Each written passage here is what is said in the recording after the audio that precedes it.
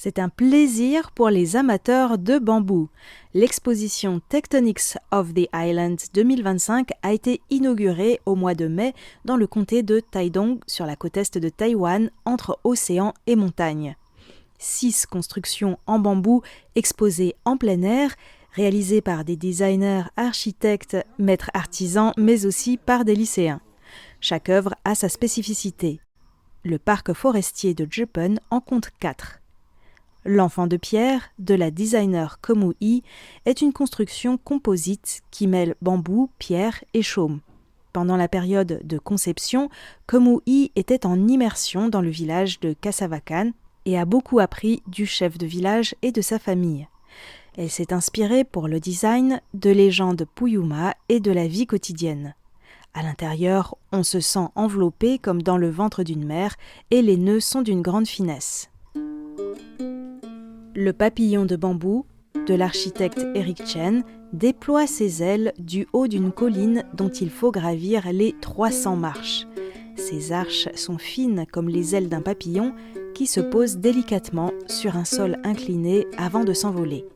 La construction a été préfabriquée dans un atelier, décomposée en plusieurs parties, puis transportée et réassemblée dans la montagne. Un travail titanesque puisqu'il a fallu monter à la main 4 tonnes de matériel et d'outils. Le tiers-lieu, réalisé par l'Association d'architecture humanitaire, est le fruit d'une coopération avec les élèves des lycées professionnels Gongdong à Taidong et Ta'an à Taipei. La structure est principalement composée d'anneaux en bambou qui s'inspirent des paniers de cuisson à la vapeur et des nasses à poissons. À signaler également, le bambou a été traité de manière expérimentale dans les sources d'eau chaude de Zhipen, riches en bicarbonate de sodium. Le pavillon Being invite à ralentir et prendre le temps de vivre ici et maintenant.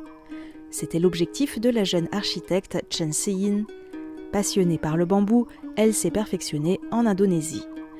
Un puits de lumière en forme d'amande, un plancher d'une grande finesse, des débords de toit qui se confondent avec des murs. Chen Seyin mène aussi une réflexion sur ce que pourrait être un style taïwanais de construction en bambou.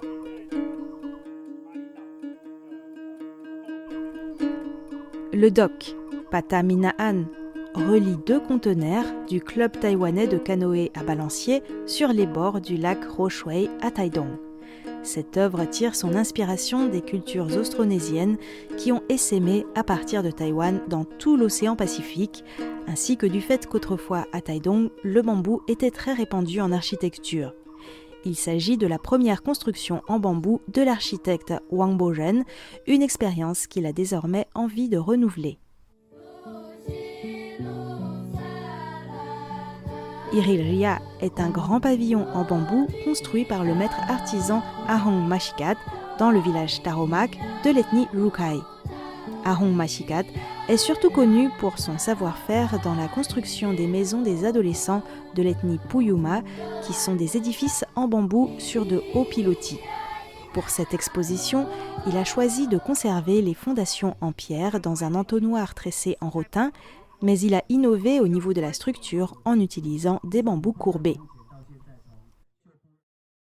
L'exposition Tectonics of the Islands, dont c'est la 4e édition et qui a lieu pour la première fois sur la côte est de Taïwan, est une manière de montrer au grand public que l'on peut construire en bambou des œuvres à la fois solides, belles et innovantes. C'est aussi et surtout une occasion pour des architectes et designers de se familiariser avec le bambou afin d'explorer ses nombreuses possibilités.